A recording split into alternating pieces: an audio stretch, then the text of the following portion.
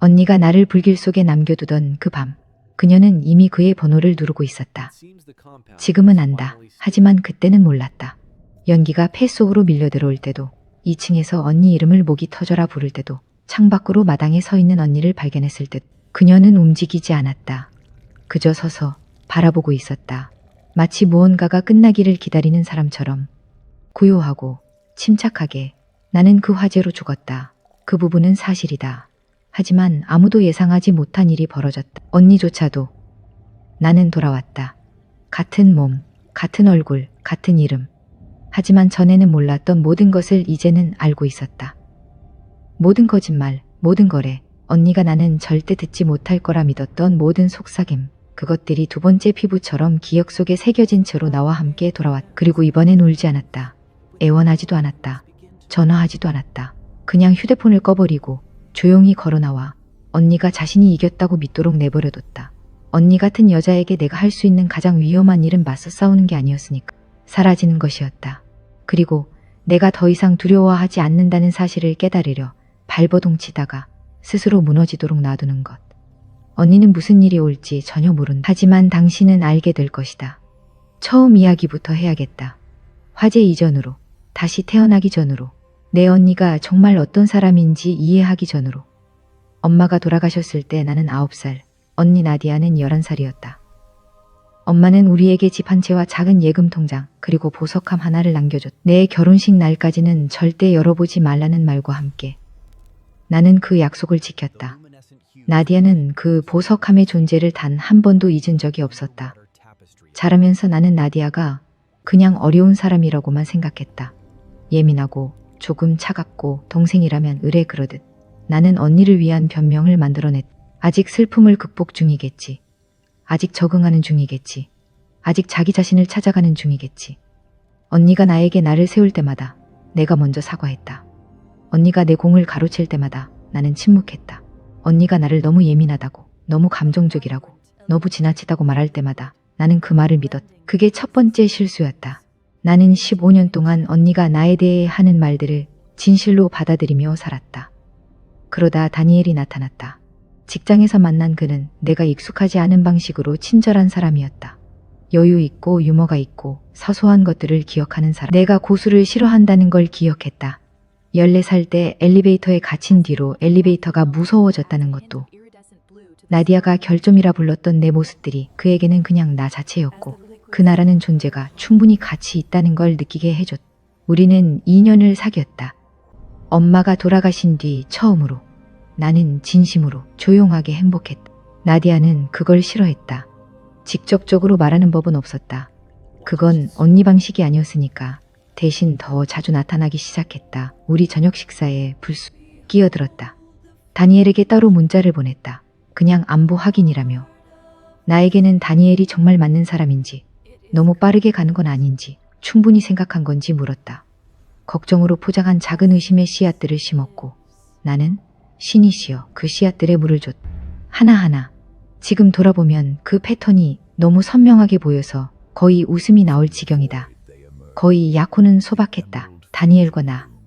그리고 그가 3달 동안 모은 돈으로 산 단순한 반지. 그 주말에 나디아에게 알릴 생각이었다. 금요일 밤. 언니는 이미 알고 있었다. 누가 말했는지 아직도 모른다. 하지만 기억한다. 기쁨에 떨리는 목소리로 전화를 걸었을 때 언니는 딱 한 박자 너무 길게 침묵했다. 그러고는 이렇게 말했다. 오와 축하해. 뭐 3마디였다. 모든 걸 말해주는 3마디. 결혼식 2달 전 화재가 났다. 부엌에서 시작됐다. 나는 위층에서 자고 있었다. 복도 연기 감지기는 일주일째 고장나 있었다. 나디아에게 2번이나 말했고 그녀는 처리하겠다고 했다. 하지 않았다. 기침에 목이 막혀 잠에서 깼을 때 계단은 이미 불길에 삼켜져 있었다. 창가로 기어가 언니 이름을 불렀다. 언니가 아직 안에 있다고 확신하면서 내가 언니를 구해야 한다고 생각하면서 하지만 언니는 밖에 있었다. 다니엘 옆에 서서 그의 손이 언니의 등에 얹혀 있었다. 위로하는 것도 아니었다. 밀어내는 것도 아니었다. 그냥 거기 마치 원래 그 자리인 것처럼 놓여 있었다. 연기가 나를 삼키기 직전 딱 1초간 그 모습을 봤. 그리고 나는 죽었다. 설명하기 어려운 부분이 있다. 과학적으로 설명하려 하지 않겠다. 그냥 일어난 일을 말하겠다. 나는 깨어났다. 병원이 아니었다. 며칠이 지나서도 아니었다. 화상 자국과 붕대와 걱정스러운 얼굴들 속도 아니었다. 2년 전으로 돌아와 있었다. 내 침대에서 심장이 쿵쾅거리며 주변 공기는 맑고 고요했지만 어째서인지 코끝에는 아직도 연기 냄새가 남아 있었다. 휴대폰이 화요일이라고 알려줬다. 2년 전 회사 커피 머신 앞에서 처음 다니엘에게 말을 걸기 하루 전날인 바로 그 화요일. 천천히 몸을 일으켜 손을 내려다봤다. 천장을 올려다봤다. 모든 것이 그대로였다. 모든 것이 돌아와 있었다. 하지만 나는 이 삶을 처음 살았던 그 여자가 아니었다. 나디아가 한 일을 알았다. 다니엘이 어떤 사람인지 알았다. 그리고 엄마의 보석함 안에 무엇이 숨겨져 있는지도 정확히 알았다. 나디아가 15년 동안 탐내온 그 비밀을 이번에는 불에 타는 쪽이 내가 되지 않을 것이었다. 그 화요일 아침 내가 가장 먼저 한 일은 10분 동안 완전히 가만히 앉아 있는 것이었다. 울지 않았다. 패닉하지도 않았다. 그냥 생각했다. 죽음에서 배운 것이 있다면 두 번째 삶에서 진짜 무기는 단 하나, 인내라는 것이었다. 예전에 나는 감정으로 움직였다. 너무 빨리 용서하고 너무 쉽게 믿고 주의를 기울여야 할 순간에 희망으로 빈칸을 채웠다. 그 버전의 나는 이제 없었다. 그 침대 위에 앉아있는 여자는 달랐다. 일어나서 커피를 내리고 노트를 펼쳤다. 모든 이름을 적었다. 모든 날짜를. 처음 살아갈 때 뭔가 이상하다고 느꼈지만 스스로를 설득해 넘어갔던 모든 순간들을. 고장난 연기 감지기. 다니엘을 언급하기 시작한 직후부터 문자가 잦아진 나디아. 화재의 3주 전 일찍 집에 돌아왔을 때 언니가 왔다 간 적이 없다고 했음에도 풍겼던 언니 향수 냄새. 한때 우연이라 치부했던 모든 작은 것들이 이제는 계단 하나하나처럼 이어져 보였다. 내가 2층에 갇혀 집이 타오르는 동안까지 곧장 이어지는 계단으로 노트를 닫고 커피를 마저 마셨다. 그리고 처음으로 미소를 지었다. 그들은 내가 이미 열수 앞에 있다는 걸 전혀 몰랐으니. 그날 아침 사무실은 비현실적으로 느껴졌다. 똑같은 형광등, 매주 목요일마다 고장나는 그 프린터, 내 앞을 지나치는 사람들. 그들은 지금 눈앞에 이 여자가 이미 앞으로 2년을 살고 죽고 돌아왔다는 걸 전혀 몰랐다. 그때 다니엘을 봤다. 커피 머신 앞에서 핸드폰을 보며 웃고 있었다. 처음 그 삶에서 나는 그 웃음이 매력 있다고 생각했다. 편안하고 안전하게 느껴졌다. 이번엔 달랐다. 그의 자세를, 몸을 기울이는 방식을, 그 얼굴에 담긴 여유를 냉정하게 파악했다. 따뜻한 감정은 전혀 없었다. 오직 선명함만. 그가 눈을 들어 나를 봤다. 자신이 잘생겼다는 걸 너무 잘 아는 남자의 미소로 웃었다. 3층이시죠? 엘리베이터에서 자주 봤어요. 그 말도 틀씨 하나 안 틀리고 똑같았다. 처음엔 얼굴이 빨개져서 내 이름도 제대로 못 말했더랬다. 이번엔 그를 똑바로 바라보며 말했다. 저는 계단을 써요. 그리고 지나쳤다. 등 뒤로 그가 웃는 소리가 들렸다. 놀란 웃음, 좋아, 놀라게 해. 다시 계산하게 해. 그가 나에게 접근할 기회가 줄어들수록 나디아에게 실어 나를 정보도 줄어들 테니까. 그렇다. 이미 알고 있었다. 그는 내가 죽고 나서 언니와 우연히 사랑에 빠진 게 아니었다. 슬픔 속에서 피어난 비극적인 사랑 이야기가 아니었다. 다니엘과 나디아의 역사는 화재보다 훨씬 전부터였다. 나는 그냥 너무 사랑에 빠져 있었고 너무 믿었을 뿐, 바로 눈앞에 있는 것을 보지 못했을 뿐이었다. 그날 저녁 나는 나디아를 찾아갔다. 가운을 걸친 채 문을 연 언니는 당황한 눈치였다. 우리는 보통 방문 전에 연락을 했으니까. 내가 늘 먼저 전화했고 언니 편의에 맞춰 일정을 잡았고 불쑥 찾아온 것에 대해 사과했다. 그게 옛날 규칙이었다. 나는 허락도 구하지 않고 안으로 들어가 소파에 앉았다. 언니는 자기 거실 입구에 서서 나를 바라봤다. 괜찮아? 그냥 보고 싶어서. 아무 일도 없는 사람의 미소로 말했다. 언니는 천천히 앉았다. 내가 기억하는 패턴과 맞지 않는 행동을 보이는 사람을 경계하는 눈빛으로. 우리는 1시간 동안 별것 아닌 얘기를 나눴다. 나는 따뜻하고 편안했다. 적당한 순간에 웃었다. 의심받을 거리를 전혀 주지 않았다. 하지만 나는 모든 것을 관찰하고 있었다. 주방 카운터 위에 화면을 뒤집어 놓은 두 번째 핸드폰. 직장 얘기에서 살짝 멈추는 것. 아무렇지 않게 내가 꺼낸 다니엘 이름에 반응하며 가방 쪽으로 향하는 시선. 언니는 자신이 나를 읽고 있다고 생각했다. 내가 언니를 읽고 있다는 걸 전혀 몰랐다. 그날 밤 나는 두 가지를 확인하고 한 가지 의문을 가슴에 품은 채 돌아왔다. 언니가 이미 무언가를 숨기고 있다는 것. 이유를 모른 채 불안해하고 있다는 것. 그리고 그 타오르는 의문. 엄마의 보석함에 대한 것. 그날 아침 확인하러 갔었다. 이미 열려 있었다. 이미 비어 있었다. 엄마의 보석함에는 이중 바닥이 있었다. 영화에서나 나올 법한 얘기처럼 들리겠지만 엄마는 현실적인 분이었다. 힘든 결혼 생활을 버텨냈고 쓴 이혼을 겪어냈고 완전히 혼자서 20년간 무언가를 일구어낸 분이었다. 모든 걸 은행에 맡기지 않았다. 모든 걸 사람에게 맡기지 않았다. 그리고 분명히 두 딸을 똑같이 믿지도 않았다. 이중 바닥 아래에는 접힌 서류 한 장과 작은 황동 열쇠가 있었다. 처음 그 삶에서 그것들이 무슨 의미인지 끝내 알아낼 수 없었다.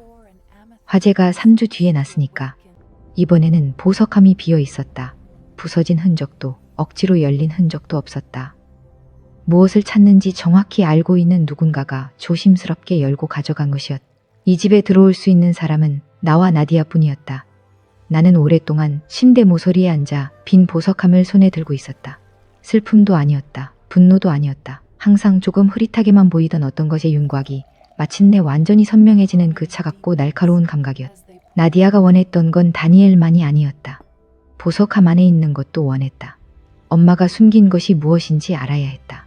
그러려면 나디아 모르게 원본 서류를 찾아야 했다. 엄마의 유산을 처리했던 변호사. 조용한 분위기에 하그로브 변호사를 찾아가는 것부터 시작했다. 처음 이 시간을 살 때는 연락할 이유가 없었다. 하지만 이번엔 수요일 아침 그의 사무실에 전화를 걸어 내 이름을 대고 엄마 유산과 관련해 미처 처리되지 않은 사항이 있는지 물었다. 수화기 너머로 긴 침묵이 흘렀다. 그러더니 말했다. 레이스 씨, 연락 주시길 기다리고 있었습니다. 심장이 1초 동안 멈췄다. 그는 엄마가 2가지 별도의 장치를 해뒀다고 알려줬다. 첫 번째는 나와 나디아 모두 알고 있는 것이었다.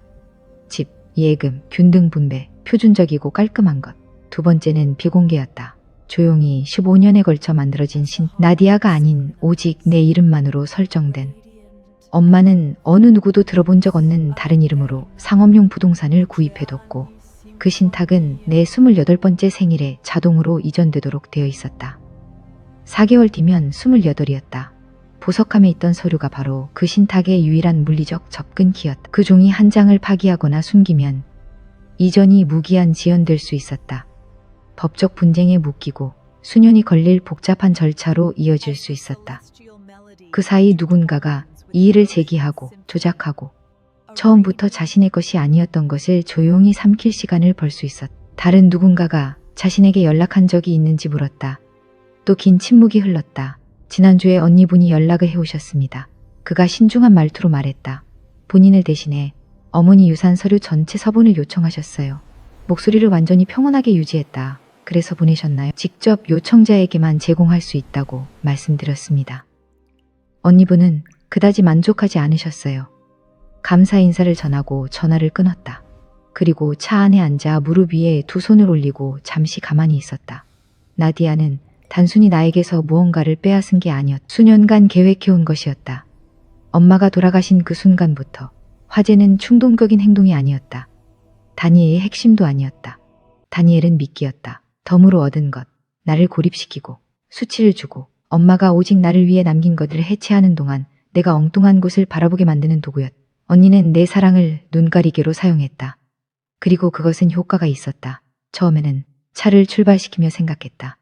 천천히 집으로 돌아와 저녁을 차리고 텔레비전을 봤다. 마음에 아무것도 없는 여자처럼. 하지만 나는 이미 나디아가 절대 예상하지 못할 무언가를 쌓아 올리고 있었다. 그리고 가장 잔인한 것은 그녀가 나를 도와 그것을 완성하게 된다는 것이었다. 자신이 삽을 쥐고 있다는 사실도 모른 채 나디아의 세계에 균열이 생기기 시작한 그 주에 대해 이야기하려 한다. 그리고 내가 압력을 가하고 있다는 걸 그녀가 얼마나 전혀 몰랐는지에 대해. 첫 번째 균열은 하그로브 변호사에서 시작됐다. 나는 그를 직접 만나 신탁을 공식적으로 문서화하고 검증받아 나디아가 접근하거나 이의를 제기하거나 심지어 찾아내는 것조차 불가능한 새 비공개 계약으로 안전하게 정리했다. 그리고 돌아오기 전에 조용히 한 가지를 물었다. 만약 누군가 이 신탁의 이의를 제기한다면, 위조라거나 어머니가 제정신이 아니었다거나 주장한다면 그 과정이 얼마나 걸릴까요? 그가 나를 신중하게 바라봤다. 이 일을 예상하고 계신 건가요? 모든 걸 예상합니다. 내가 말했다. 그는 천천히 고개를 끄덕이며 증인이 있어야 한다고 했다. 어머니를 알았던 사람들, 돈으로도 압력으로도 흔들 수 없는 증언을 줄 수 있는 사람들. 나는 이미 목록이 있었다. 2주 동안 조용히 엄마의 오랜 지인들과 다시 연결되어 왔다. 나디아가 관계를 유지하지 않았던 사람들이었다. 그녀는 지금 당장 얻을 것이 없는 사람들에게는 투자하지 않았으니까. 그게 항상 나디아의 맹점이었다. 천천히 쌓인 신뢰야말로 법정에서 버틴다는 걸 이해하지 못했다. 두 번째 균열은 다니엘을 통해 왔다. 몇 주간 그에게 조심스럽게 거리를 뒀다. 필요할 때만 예의 바르게 기억에 남지 않도록. 하지만 그러면서도 지켜봤다. 그리고 내가 이미 전생에서 알았던 것을 다시 확인했다. 다니엘과 나디아의 접촉은 그가 커피 머신 앞에서 나에게 말을 건네기 훨씬 전부터 있었다. 오래된 관계였다. 연습된 것이었다. 그래서 예전의 나라면 절대 하지 않았을 일을 그를 다시 가까이 들었다. 원해서가 아니었다. 용서해서도 아니었다. 다니엘 같은 남자는 자신의 궤도로 돌아오는 여자를 저항할 수 없기 때문이었다. 자존심이 그걸 요구한다. 그리고 그런 자존심은 말을 많이 한다. 저녁 세 번째 자리에서 그는 매력적이라 여기는 말을 꺼냈다. 가족 이야기를 나누다. 이렇게 말했다. 있잖아요.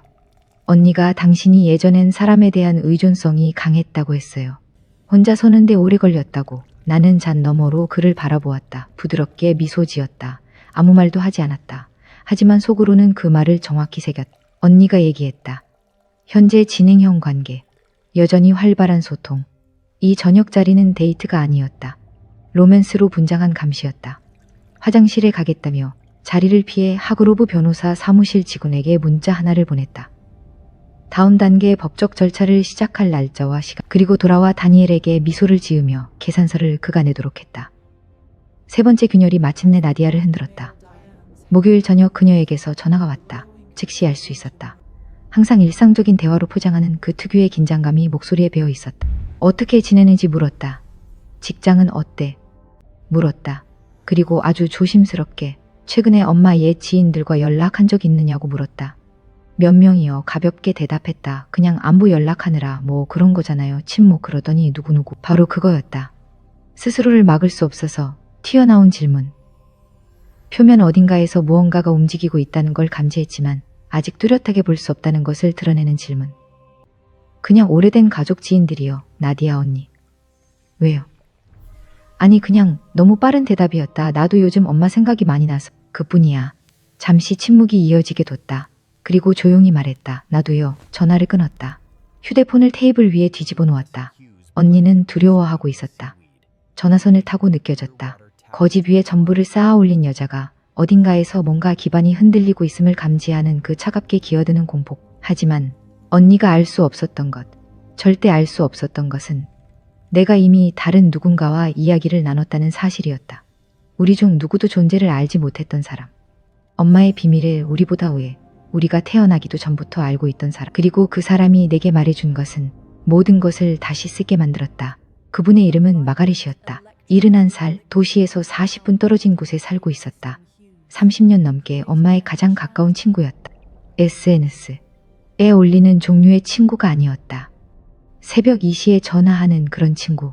진짜 것들이 어디에 묻혀 있는지 아는 그런 친구. 그녀는 우리 둘 중 누군가 자신을 찾아오길 기다리고 있었다고 했다.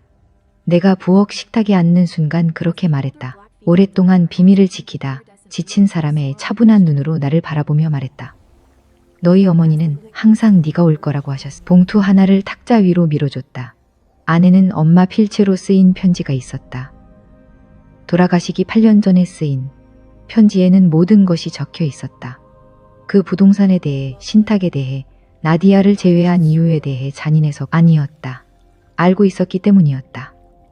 엄마는 오래전에, 돌아가시기 훨씬 전에 나디아가 허락도 없이 조금씩 엄마 계좌에서 돈을 빼가고 있다는 걸 알았다.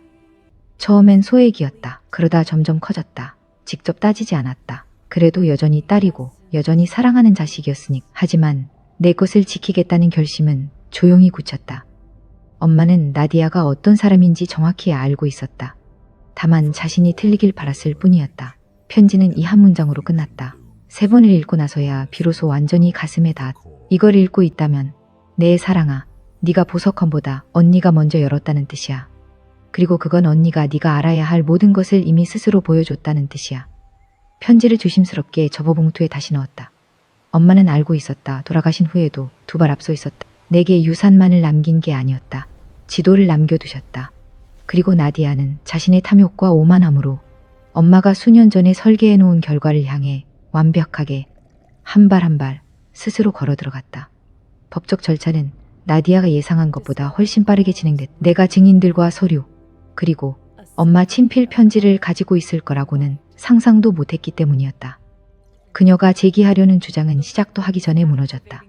나디아의 변호사가 내 변호사에게 연락한 건 금요일 오후였다. 월요일에 언니의 주장은 더 이상 존재하지 않았다. 재산 이전은 내 28번째 생일에 엄마가 설계한 대로 이루어졌다. 다니엘은 돈 문제가 불확실성을 걷어내자마자 사라졌다. 그것만으로 그가 무엇을 기다리고 있었는지 충분히 알 수 있었다. 문자 하나가 왔다. 첫 문장도 다 읽지 않았다. 지웠다. 커피를 내렸다. 모든 것이 최종적으로 정리된 그날 밤 나디아에게서 전화가 왔다. 2번 울리도록 둔 뒤 받았다. 소리를 지르지 않았다. 울지도 않았다. 그냥 조용히 말했다. 언제부터 알고 있었어? 알 만큼 일찍.